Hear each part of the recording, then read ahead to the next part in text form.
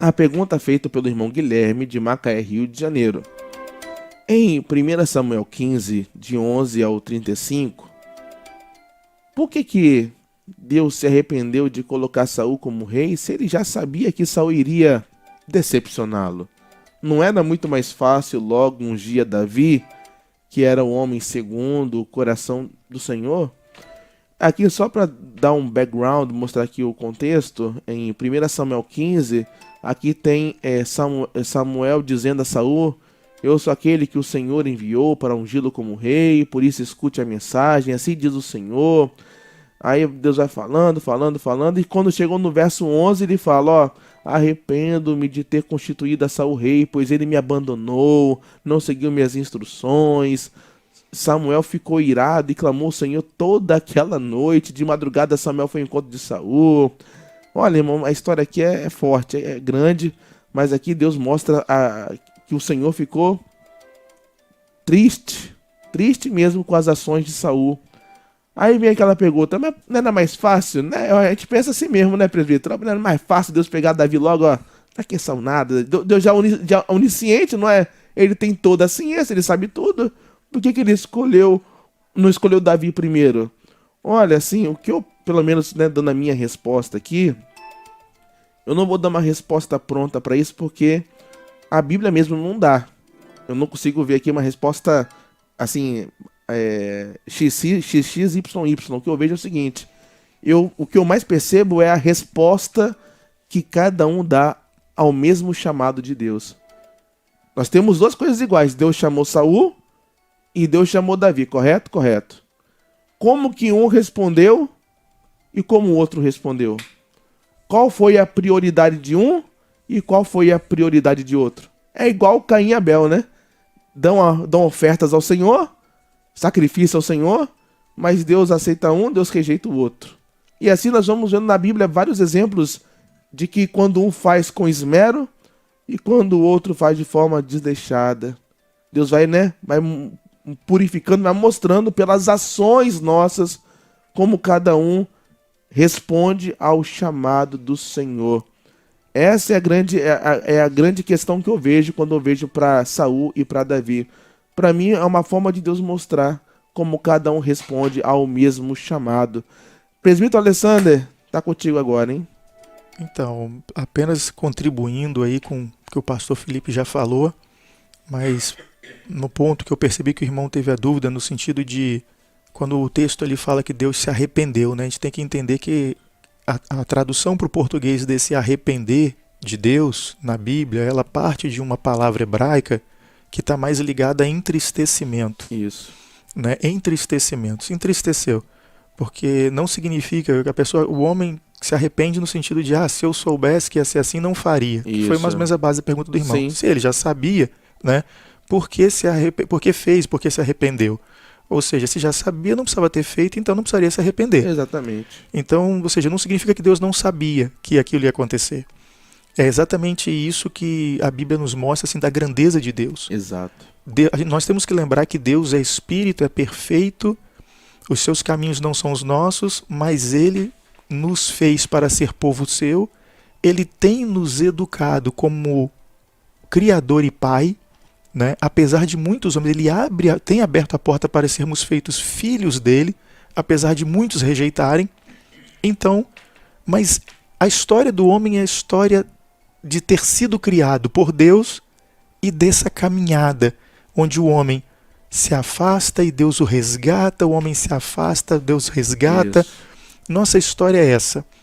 E Deus, se relacionando conosco, Ele tem algumas formas de agir que tem que vamos colocar assim, tem que se adequar à nossa imperfeição. Porque senão Ele teria nos feito como bonecos, né? Vamos colocar assim. Se Ele nos fez para interagir conosco e nos deu consciência, nos deu vontade, nos deu conhecimento de certo e errado moral, Ele nos fez criaturas assim. Mas Ele é perfeito e nós caídos. Ele nos fez perfeito, mas o ser humano desobedeceu, entrou o pecado e degenerou todo o agir sábio, toda a obediência a Deus, degenerou tudo isso. E todo homem passa a nascer com essa inclinação para fazer a própria vontade, independente de querer conhecer a Deus, independente de querer conhecer o seu propósito de ter sido criado. Deus então se relaciona com esse ser humano. E muitas vezes Deus faz curvas. Por quê? Porque numa linha reta muitas vezes o ser humano não suporta. Então Deus ele faz curva. Não significa que Deus vai transgredir com a sua santidade, mas ele faz curvas, ele tolera coisas. Ele alonga caminhos, né? Sim. Vamos colocar assim. Isso tudo para trazer o homem mais próximo da sua santidade. A Bíblia está escrita: inclina-te para mim, eu também me inclinarei para você. Ótimo. É mais ou menos assim, sabe? Ou seja, Deus quer aproximação. E nessa aproximação, né, muitas vezes Deus tolera alguma coisa que faz uma curva ali. Não é abrindo mão de santidade, nada disso. Mas vamos colocar assim, nos seus planos, nos seus propósitos. A Bíblia fala que os caminhos de Deus não são os nossos. Então, as intenções de Deus nós nunca vamos conhecer enquanto não estivermos lá totalmente redimidos no céu. Totalmente né, a obra completa, né, da redenção. Então, o que nós temos que fazer? Confiar nele por fé. Não sei totalmente o que ele está fazendo, mas sei que é perfeito, é justo, é reto, é bom. É isso que a Bíblia me fala. Vocês vão conhecer qual seja a santa, perfeita, agradável vontade de Deus. Eu tenho que confiar que a visão dele é sempre melhor e mais justa, mais perfeita, totalmente santa do que a minha. E aí eu não tenho dúvida. Se ele escolheu Saul, isso estava dentro de um plano perfeito e justo e bom. Agora, a gente tem alguns indicativos aqui, objetivos que a gente pode ver na Bíblia. Está aqui, ó. 1 Samuel capítulo 8. A história começa aqui, ó. E disseram-lhe, aqui, ó, anciãos de Israel se reuniram. Sim. Né? Samuel estava velho.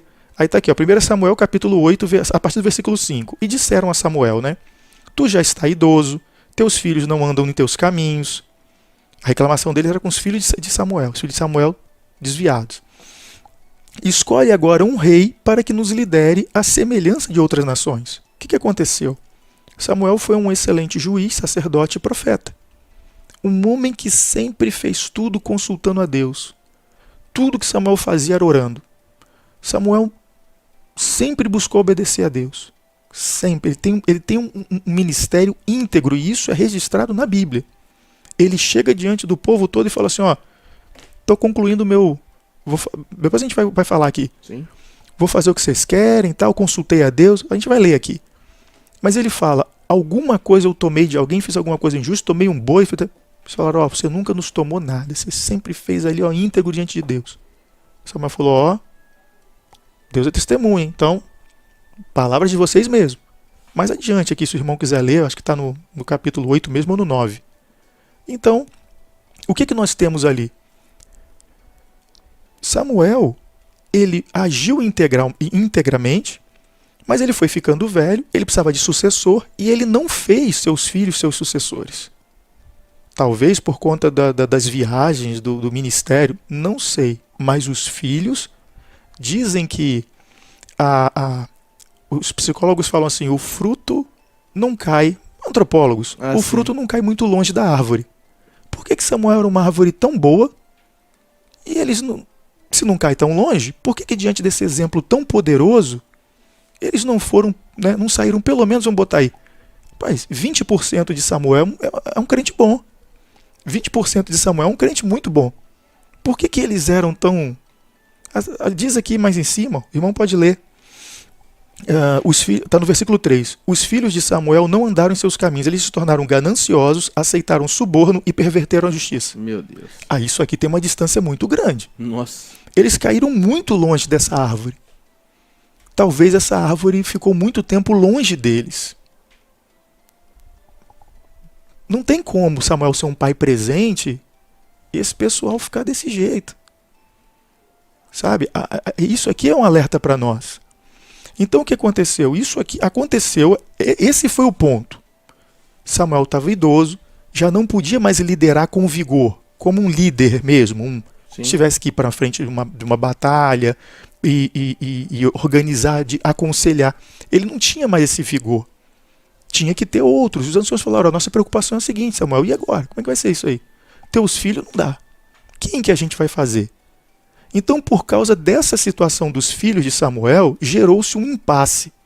E naquele impasse, olharam ao redor e viram, ó, modernamente agora a moda é rei. Por que a gente não constitui um rei e entra nisso aí também? Porque está funcionando para as nações vizinhas aí. Os caras estão fazendo um negócio. Legal. A organização tá boa. Aí olha o que acontece, ó. Versículo 6. Ele fala aqui, ó. Escolhe agora um rei para que nos lidere à semelhança das outras nações. Aí existia essa ideia ali. Aí no versículo 6, ó a postura de Samuel. Quando, porém, disseram, dá-nos um rei para que nos lidere, isso desagradou Samuel. Então ele orou ao Senhor. Olha que interessante. Desagradou Samuel. Samuel era sacerdote, juiz e profeta. Como juiz, ele era esse líder.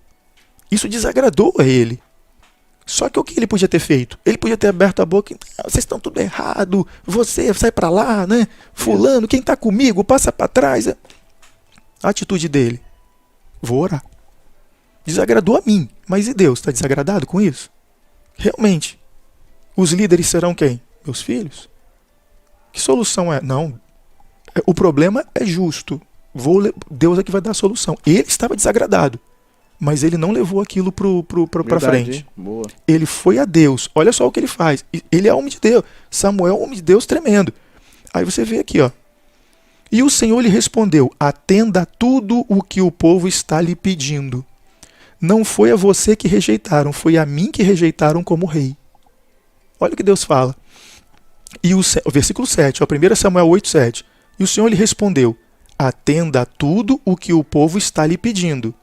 Não foi a você que rejeitaram, foi a mim que rejeitaram como rei. Meu Deus. É aqui que está mais ou menos a chave de Saul. Porque o que acontece? Aí Deus continua, ó, assim como fizeram comigo desde o dia em que os tirei do Egito até hoje, abandonando-me e prestando culto a outros deuses, também estão fazendo com você. Falando para Samuel, porque Samuel ficou triste com aquilo, ficou magoado. E Deus está falando, não fica magoado não. Não foi a você que rejeitaram a mim como rei, rejeitaram você como juiz, rejeitaram a mim como juiz, rejeitaram a gente, entendeu? Eles estão querendo a coisa no natural. Eu tenho chamado eles para uma vida de milagre.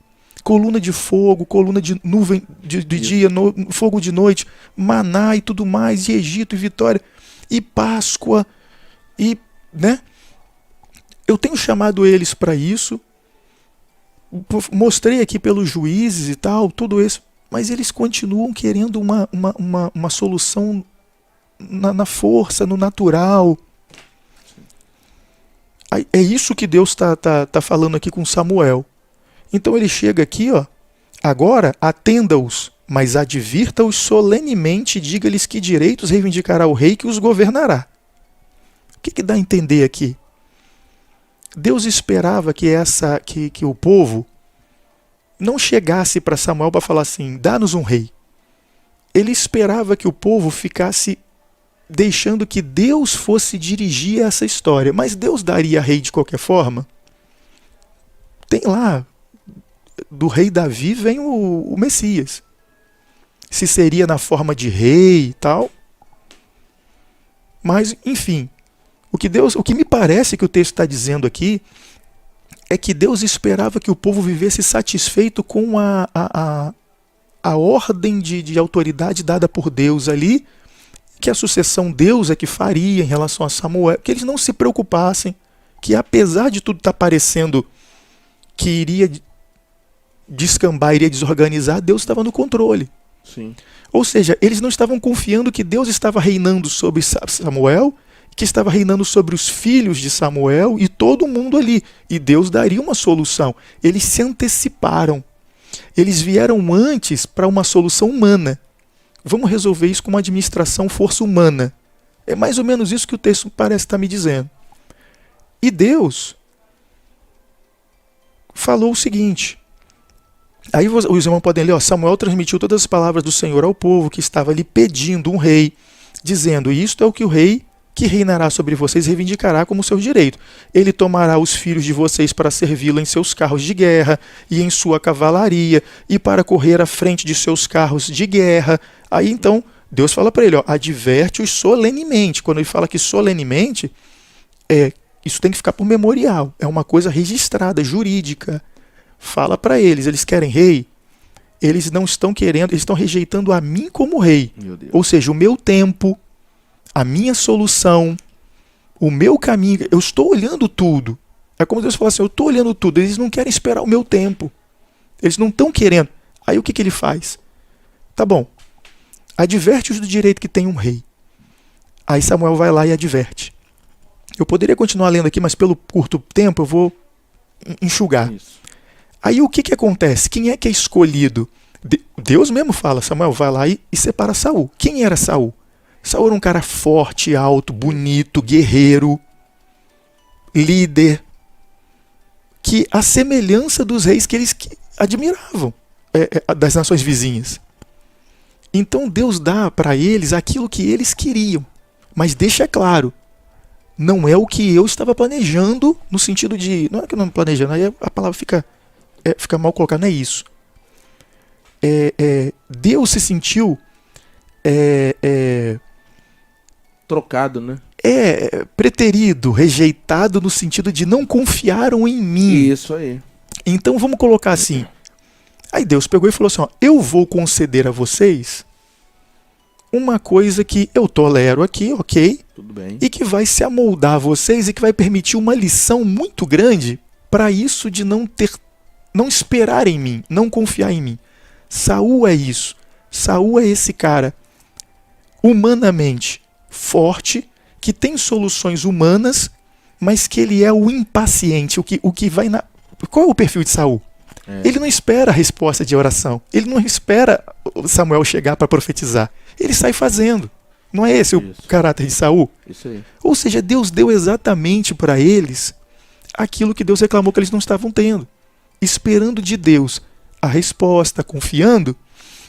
Saul é essa resposta ao pedido deles, que Deus, obviamente, que é o Senhor do povo e de tudo, tolerou, mas que usou isso como disciplina para eles. Para falar assim, não é que Deus não queria de jeito nenhum, não é isso. Deus tolerou, falou, olha, vocês poderiam não passar por esse sofrimento aqui, mas eu vou deixar para que vocês valorizem o esperar em mim isso aí. e nos meus ungidos, para vocês confiarem na minha solução. Eu vou mostrar para vocês como é que é a solução que vocês acham que é boa dos homens, do braço humano, do rei humano. Aí entra Saul. E por isso que Deus fala para Samuel, adverte que ele tem dos direitos dele, porque vocês vão ter que obedecer a isso aqui. Aí fala para Samuel, vai lá e unge Saul. Samuel vai lá e unge Saul. Aí Saul começa. Ele vai para a batalha, ele ganha, ele faz isso, ele faz aquilo, mas ele não obedece ao que Deus manda. E aí Deus se entristece com aquilo, é claro, e Samuel fica entristecido, fica preocupado e fica intercedendo por Saul e fica com aquela coisa, até o ponto que Deus chega para Samuel e fala assim, Samuel, até quando? Para de interceder por ele. Eu não vou ouvir mais, acabou, não vou ouvir. Então para. Então assim, a gente percebe claramente que Saul foi uma medida de transição de Deus que resolveu educar Israel numa coisa, ou seja, numa questão de falta de pouca fé, numa questão de falta de fé. Ele usou ali, encaixou ele para mostrar o que um rei não deve ser, para depois, então, aí mostrou claramente. O povo, ele errava lá, o negócio do sacrifício, isso, Samuel repreendia. O povo foi percebendo que um rei humano, se ele não tiver a ajuda de Deus, o povo vai sofrer muito. Tanto que tem um versículo lá no Antigo Testamento que diz, né, que quando o rei ele teme a Deus, a nação prospera. Mas quando o rei é ímpio, é um caos. Então esse foi o ensinamento que Deus deu através de Saul. Aí depois ele vem agora e fala assim: Samuel, não precisa interceder mais por ele não. Eu já provi para mim um homem segundo o meu coração. Aí agora Deus apresenta o seguinte, ó. Agora é novamente, assim, né? Agora, para vocês olharem de novo, foquem, ó, minha solução, meu tempo. Agora vocês vão comparar. Olha o que foi a estratégia de vocês aqui, o tempo de vocês, o olhar de vocês. Agora isso aqui. Aí você começa aquele negócio, lembra? Ah, o povo falando. Saul derrubou 1000, Davi derrubava 10.000. 10.000, ou era 10.000, 1 milhão, era 10.000, 100.000. Não tinha aquela coisa? Uhum. Então, isso aí aparece assim, a escritura passa isso pra gente. Que a coisa foi desse jeito aí. Não, e Davi sofreu, hein, tadinho. Que processo pra Davi, hein? Porque o pessoal acha que Davi ele foi ungido ali e já foi governando. Não, foi um tempo legal de espera, hein? De lutar, de guerrear, de conquistar, de passar aperto em batalha. Bonito não, hein? Agora, ambos os reis foram escolhidos por Deus, tá? Ambos foram escolhidos. Saul foi escolhido por Deus, Davi foi escolhido por Deus, porque Deus nunca deixou de nos ensinar por sombra. É claro, o apóstolo Paulo não fala isso aí é sombra para nós que somos igreja. O ensino vem por sombra, nós temos o corpo. Ou seja, qual é o ensino realmente que está nisso aí? É que Deus é Senhor do seu povo. Assim como ele era Senhor do protótipo lá, que era o povo de Israel, que é um protótipo. Sim. Protótipo da igreja. Não que não existia igreja naquela época. Existia. Mas o povo de Israel era uma sombra. Existia a igreja prosperando pela fé, que ainda precisava ganhar um contorno, que isso veio com Cristo. Isso, inaugurado em Atos, né? Isso. Mas aquilo ali vem embrionário. Sim. Mas sempre apontando o quê? Para o corpo. E o corpo qual é? O corpo é Cristo. A igreja é o quê? Corpo de Cristo. Isso. Ou seja, como se ele estivesse presente. Então isso fica para nós como um entendimento de que Deus ele governa o seu povo em tudo. E ele tanto escolheu Saul quanto escolheu ali Davi. Eu tenho que entender essa tolerância da escolha de Saul, e a Bíblia me dá alguns elementos. Eu tenho que entender também a de Davi.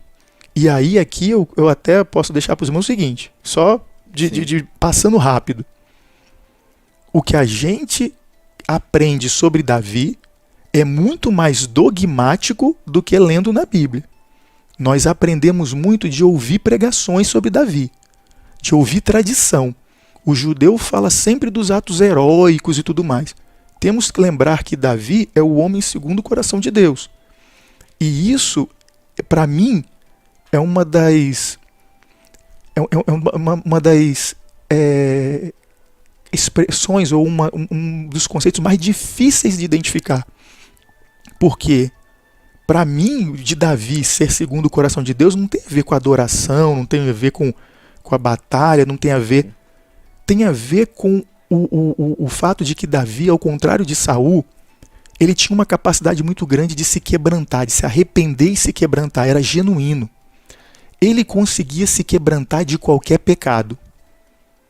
E isso é o que na minha opinião, é o que define ele como homem segundo o coração de Deus. Porque o que Davi fez de pecado tenebroso, os irmãos, pega a história dele. Igual o pastor começou a falar aqui. Ele teve uma vida difícil no início? Teve. Mas estuda o resto. Nossa vida. Estuda o resto. Não, aquela contagem que ele fez. Conta o povo aí, Job. Conta aí, quanto que tem aí, Job? Tem certeza? Você acha que isso daí é o problema? É. As pessoas que ele matou. A sangue frio. Essas mãos estão com sangue, Davi. Crianças, mulheres e velhos, prisioneiros indefesos. E é por isso ele não pôde construir o templo. Não. Aquilo, e quando ele... A forma como ele pecou contra Úrias. Pelo amor de Deus. Ele usou... Foi covardia pura aquilo ali. Ele usou a piedade e a lealdade a Deus de Úrias contra Úrias. De caso pensado. Frieza pura. Frieza, calculado, arquitetado. Mas ele não deixa de ser o homem segundo o coração de Deus. Olha aí, ó. Agora, e no leito de morte? Davi, quando Natão repreendeu o pecado dele, Davi vem com aquele salmo, né? Salmo 51. Senhor, livra-me dos pecados de sangue.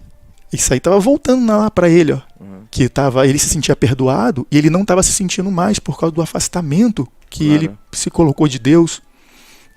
E aí ele começa a se preocupar com aquilo. Opa, peraí. E ele começa a se quebrantar, e ele tinha essa capacidade de se quebrantar, de confiar no perdão de Deus. Eu acho que é isso que define o homem segundo o coração de Deus. Ele tinha a capacidade de confiar no perdão de Deus. Porque muitas pessoas têm certos limites. Até certo ponto aí ela já não confia tanto, a fé não vai mais e acaba não recebendo perdão por certos pecados. Davi, ele tinha isso aí, ele alcançava de Deus perdão, mas não é instalar de dedo não, isso é um processo. Sim. Ele ficou meses nisso, sentiu dores terríveis, dor emocional, dor na pessoa dele, sabe? Ele descrevia isso como se os ossos dele tivessem, sei lá, Esfarelando e sendo moídos, né? sendo moídos. E ele, nesse período, Senhor, né? Não olhe para a multidão dos pecados. Dos pecados, contra ti somente pequei. O perdão, tem misericórdia. Lava-me como sou. O Senhor é isso, o Senhor é aquilo, o Senhor esquece, o Senhor perdoa. Né? Os salmos lindos. Sim. Mas quando ele chega no leito de morte, chega para Salomão e fala: lembra de fulano? É isso, passa a espada nele. Lembra de faça-o descer ensanguentado à sepultura. Pessoas que ele viveu tolerando a Isso. falha delas e ele não teve Isso mesmo. a posição de realizar aquilo. Você acha que está errado? Executa. Executa no sentido, executa a solução. Estou falando Sim. a solução que você acha justa diante de Deus. Mas ele silenciou e no final falou para o filho fazer umas coisas que você olha assim e você fala, poxa, ele estava pedindo a Deus, ele pediu a Deus o perdão para coisas semelhantes que ele fez, né?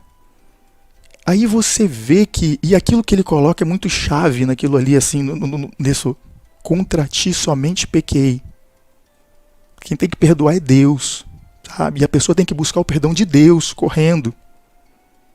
E aquele pessoal lá, que ele achou que tinha cometido um erro e tal, eles têm que buscar lá em Deus. Mas no final, ele é como se você enxergasse assim, ele, na mesma situação do outro, ele quer um tratamento de Deus, mas ele quer dar um tratamento diferente. Aí vem Jesus e fala daquela parábola do sujeito que devia lá tantos denários.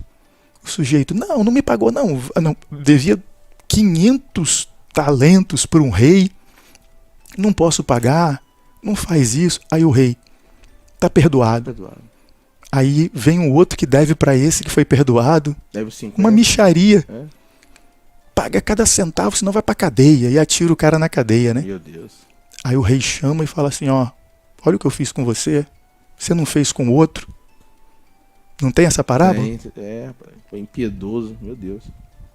Então, assim, só citei isso porque eu aconselho os irmãos a meditar na vida de Davi como ela é.